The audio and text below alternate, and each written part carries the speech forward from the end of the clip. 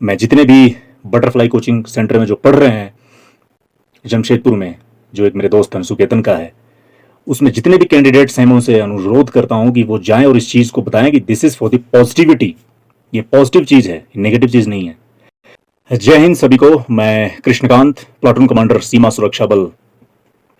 मेरी पोस्टिंग अभी high altitude में है, कश्मीर के बांदीपुरा इलाके में हूं, पाकिस्तान के जस्ट फेस टू फेस। अभी एक स्कीम, आप लोगों के लैंग्वेज में एक स्कीम आया है अग्निपथ, जिसको लेकर के देश में काफ़ी हलचल है और देश में काफ़ी प्रोटेस्ट हो रहा है। सबसे पहली बात, मैं आप लोगों से रिक्वेस्ट करता हूं कि इसको स्कीम ना कहें। स्कीम LIC देता है, स्कीम सहारा इंडिया देती है, स्कीम कोई आपको प्राइवेट कंपनी देगी। ये देश सेवा का मौका है। इसको अगर आप स्कीम कह रहे हैं तो Indian army, BSF, CRPA, paramilitary और जितने भी फौजदारी व्यक्ति हैं इस देश में, उन सबका आप अपमान कर रहे हैं।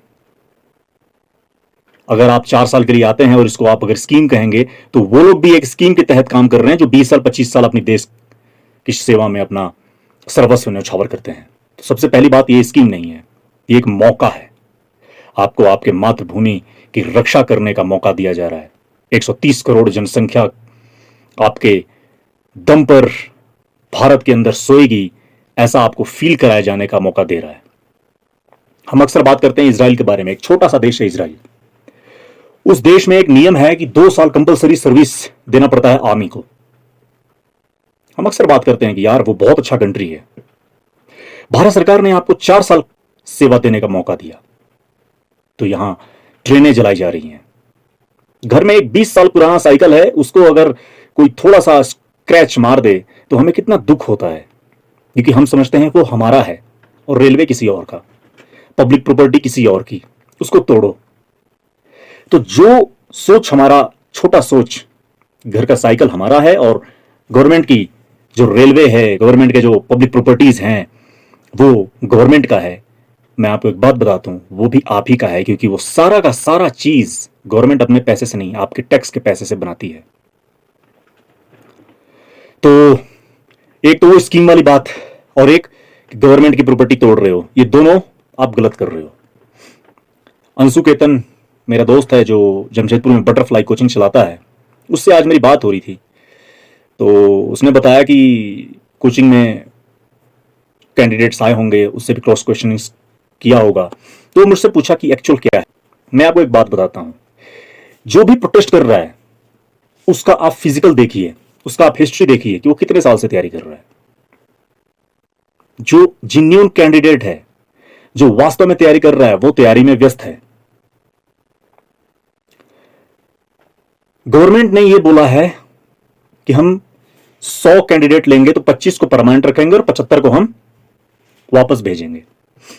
आपकी जानकारी के लिए बता दूं कि मिनिस्ट्री ऑफ होम अफेयर्स ने एक नया स्कीम लेके आया है और पैरामिलिट्री फोर्सेस में उन अग्निवीरों को 10% का आरक्षण दे दिया जाएगा। मतलब वो जो 75 आएंगे उसमें से 10% का आरक्षण उन अग्निवीरों के लिए रहेगा इन दी पैरामिलिट्री फोर्सेस। उसमें से 10% चले गए, बाकी बचेंगे 60।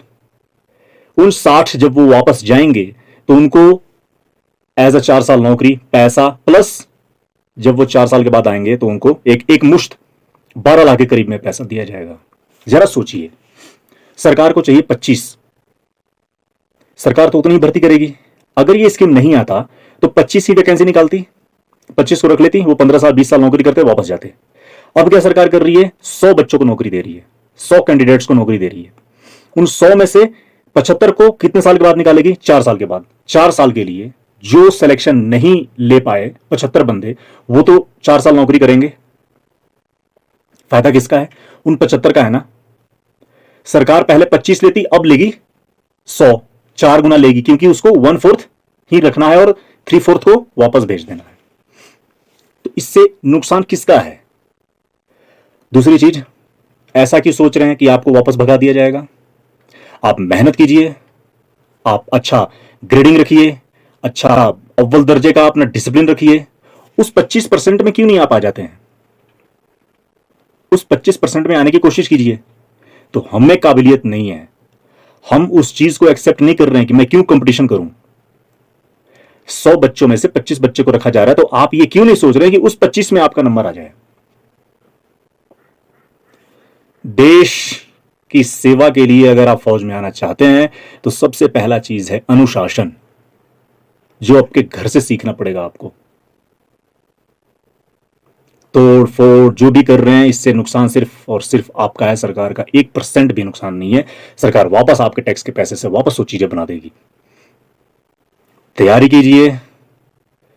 और मैं जितने भी बटरफ्लाई कोचिंग सेंटर में जो पढ़ रहे हैं जमशेदपुर में, जो एक मेरे दोस्त हैं सुकेतन का है, उसमें जितने भी कैंडिडेट्स हैं मैं उनसे अनुरोध करता हूं कि वो जाएं और इस चीज को बताएं कि this is for the positivity. ये पॉजिटिव चीज है, नेगेटिव चीज नहीं है। जरा सोचिए कि जो लोग प्रोटेस्ट कर रहे हैं उनको आर्मी का, बीएसएफ, पैरामिलिट्री, किसी का भी एबीसीडी नहीं पता है और वो प्रोटेस्ट कर रहे हैं। जो ये स्कीम लेकर के आया है वो जनरल हैं, they are the general, lieutenant general, काफी वहां सोचने वाले लोग बैठे हुए हैं। लेकिन यहां जो प्रोटेस्ट कर रहे हैं उनको कुछ पता नहीं है, बस वो बरगला रहे हैं लोगों को, यंगस्टर्स को बरगला रहे हैं।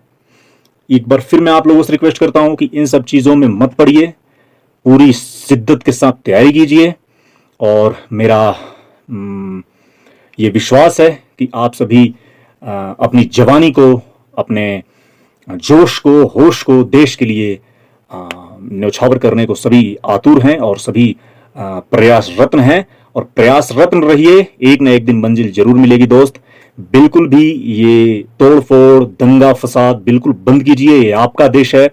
मैं पाकिस्तान के सामने खड़ा हूं, पाकिस्तान भी ये देख करके हंस रहा होगा। तो कम से कम अपने देश के लिए, अपनी मातृभूमि के लिए, अपनी भारत माता के लिए ये चीज करना बंद कीजिए और अग्नि वीर बन करके इस देश में एक सम्मानजनक जीवन जीने का अवसर आप लोग भी लीजिए।